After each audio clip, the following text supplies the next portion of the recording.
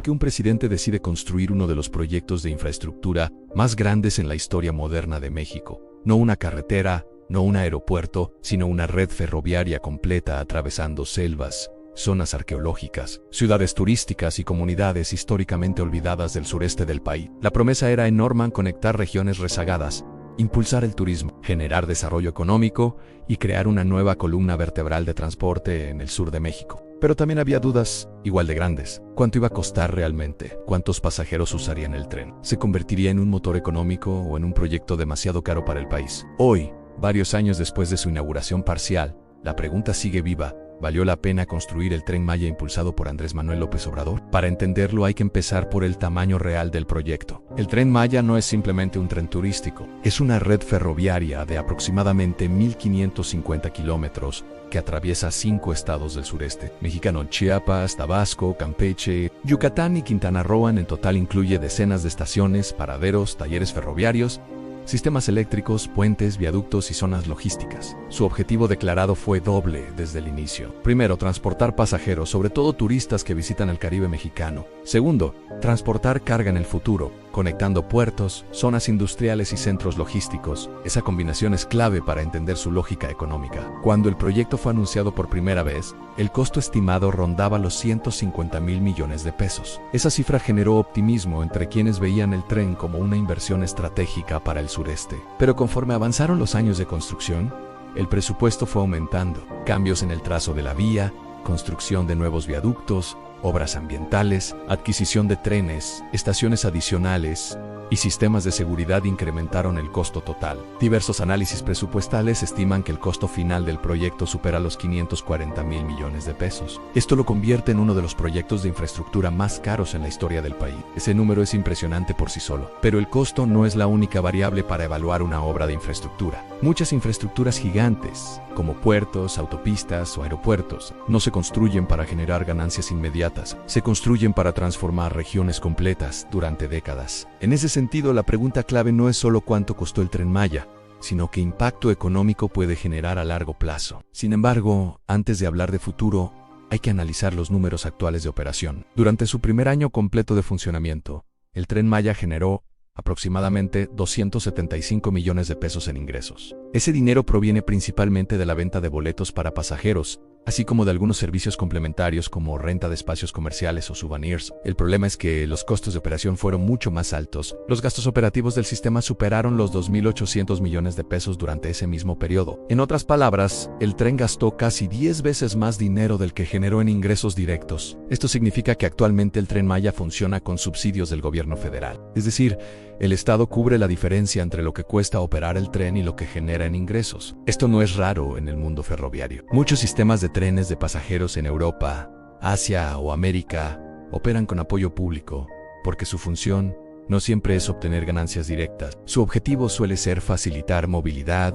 turismo o desarrollo regional. Otro dato importante es el número de pasajeros. Desde su apertura hasta los primeros años de operación, el Tren Maya ha transportado aproximadamente 1,5 millones de pasajeros. Eso equivale a un promedio cercano a 2.400 usuarios diarios. El detalle es que las proyecciones originales del proyecto esperaban más de 8,000 pasajeros diarios en promedio. Esto significa que actualmente el sistema opera con una demanda menor a la que se había estimado originalmente. Los críticos del proyecto utilizan estos números para argumentar que el Tren Maya es demasiado caro para la cantidad de pasajeros que transporta. Algunos cálculos incluso estiman que el sistema pierde varios millones de pesos al día en su etapa inicial. Pero ese análisis tiene un problema: solo mira la mitad del proyecto. Porque el Tren Maya no fue concebido únicamente como un tren de pasajeros. Desde el inicio se planeó que también transportara carga. Este punto cambia completamente el panorama económico del proyecto. En el mundo ferroviario, el transporte de mercancías suele ser mucho más rentable que el transporte de pasajeros. Los trenes de carga pueden mover contenedores, combustibles, productos industriales y materias primas en volúmenes enormes. Esa capacidad logística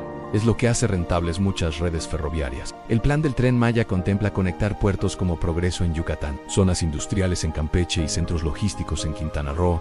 Así esa red de transporte de carga se desarrolla correctamente. El tren podría convertirse en un corredor logístico importante para el sureste mexicano. Por esa razón, varios analistas consideran que el proyecto solo podrá evaluarse correctamente cuando el sistema de carga esté completamente en funcionamiento. Las estimaciones financieras sugieren que el Tren Maya podría tardar entre 10 y 20 años en alcanzar un punto de equilibrio operativo, es decir, podría pasar más de una década antes de que el proyecto genere suficientes ingresos para cubrir sus propios costos. Esto puede parecer mucho tiempo, pero en proyectos de infraestructura de gran escala no es algo inusual. Muchas autopistas, puertos y aeropuertos tardan décadas en recuperar su inversión inicial. Pero incluso esa evaluación financiera no cuenta toda la historia. La razón principal por la que el Tren Maya fue construido no fue solo transportar pasajeros o mercancías. Su objetivo central fue impulsar el desarrollo económico del sureste de México. Durante décadas, el crecimiento económico del país se concentró en el norte industrial y en el centro político. Mientras tanto, estados del sureste como Chiapas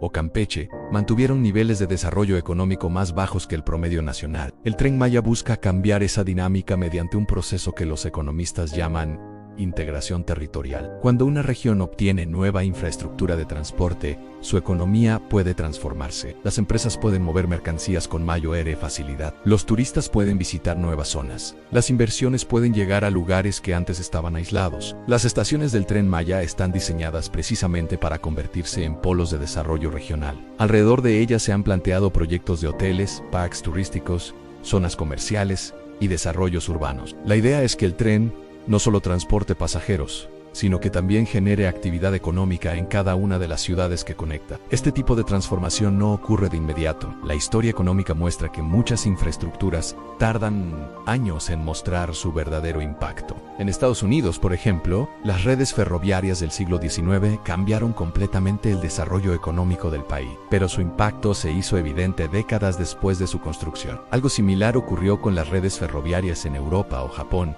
Por eso algunos economistas advierten que evaluar el Tren Maya únicamente por sus primeros años de operación puede ser prematuro. El verdadero impacto del proyecto dependerá de lo que ocurra en las próximas décadas alrededor de su red ferroviaria. Si surgen nuevos polos turísticos, si crece la inversión privada, si aparecen parques industriales o si aumenta la actividad económica en las ciudades conectadas por el tren, entonces el proyecto podría convertirse en una infraestructura transformadora para el sureste mexicano. Pero también existe el escenario contrario. Si el crecimiento económico esperado no ocurre, si el número de pasajeros se mantiene bajo y si el transporte de carga no se desarrolla como se planea, entonces el Tren Maya podría terminar siendo recordado como una obra extremadamente costosa, con beneficios limitados. Hoy el proyecto se encuentra en una etapa demasiado temprana para saber cuál de esos dos escenarios ocurrirá. Lo que sí es claro es que el Tren Maya ya se convirtió en una de las obras de infraestructura más grandes, más ambiciosas y más debatidas en la historia reciente de México. Para algunos representa una apuesta estratégica por el desarrollo del sureste